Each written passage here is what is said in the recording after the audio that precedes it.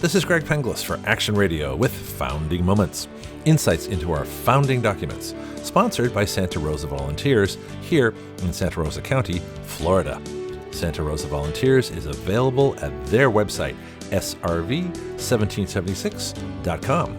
That's SRV1776.com. Preceding Karl Marx by 100 years or more, we have in Anti-Federalist number 10, probably the first class analysis of politics. The author, A. Farmer, whom we've heard from before, got Anti-Federalist number 10 published on March 18, 1788, in 2 Maryland newspapers. A. Farmer introduces the concept of parties, or classes of individuals to whom want power.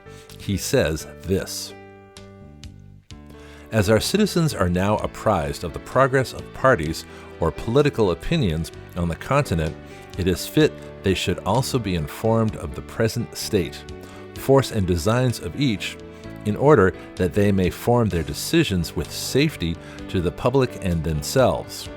This shall be given with all the precision and impartiality the author is capable of. America is at present divided into 3 classes or descriptions of men, and in a few years there will be but 2. It's interesting to note that the founders were very much against political parties. They believed our greatest danger was a Congress divided into factions, what we today call the Democrats and Republicans.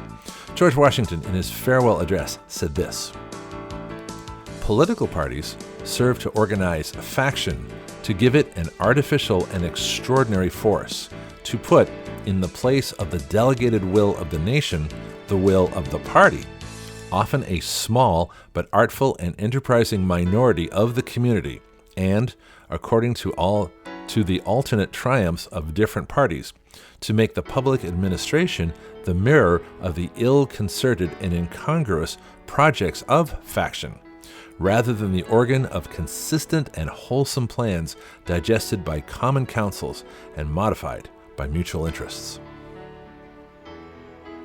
A. Farmer begins his political class analysis with this: the first class comprehends all those men of fortune and reputation who stepped forward in the late Revolution, from opposition to the administration, rather than the government of Great Britain.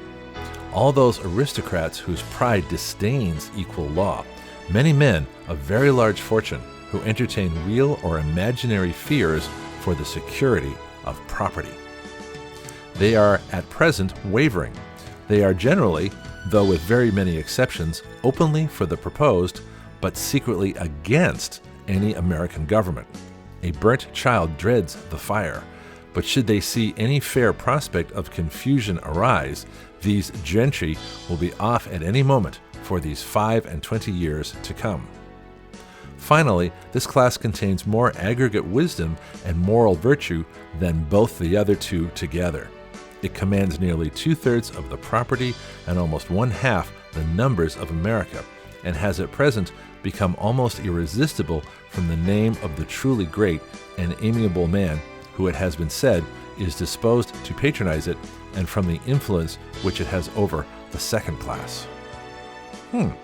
Pretty good analysis.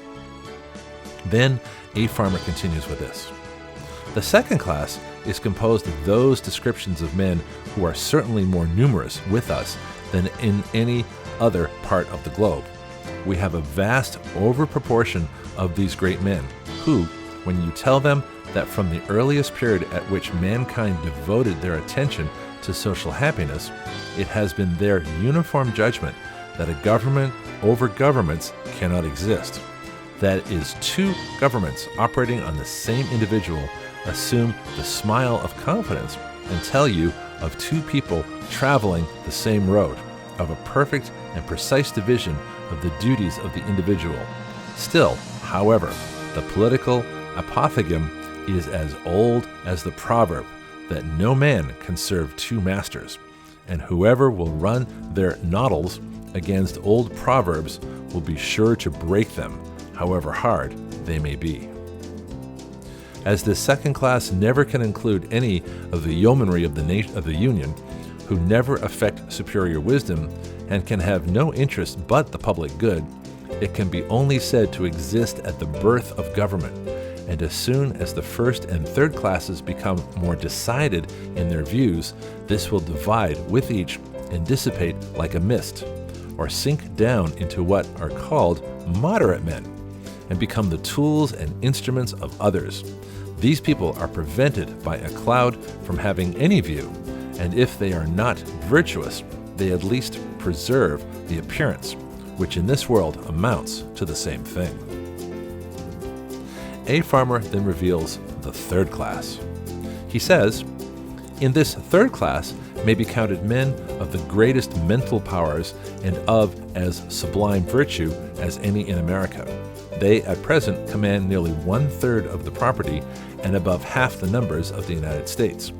And in either event, they must continue to increase in influence by great desertions from both the other classes.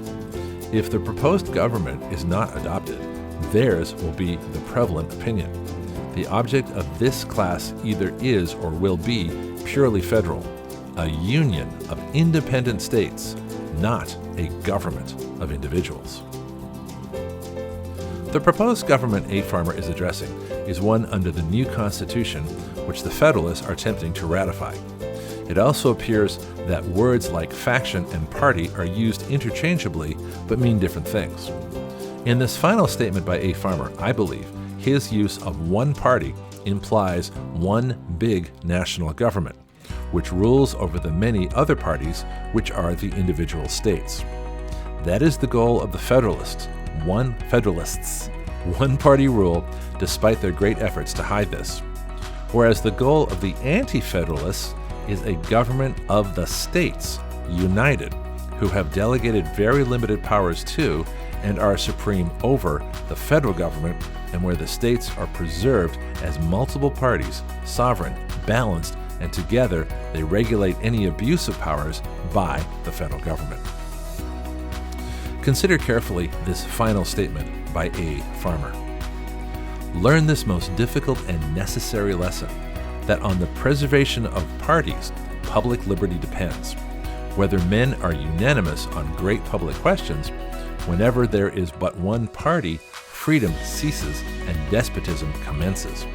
The object of a free and wise people should be so to balance parties, that from the weakness of all you may be governed by the moderation of the combined judgments of the whole, not tyrannized over by the blind passions of a few individuals.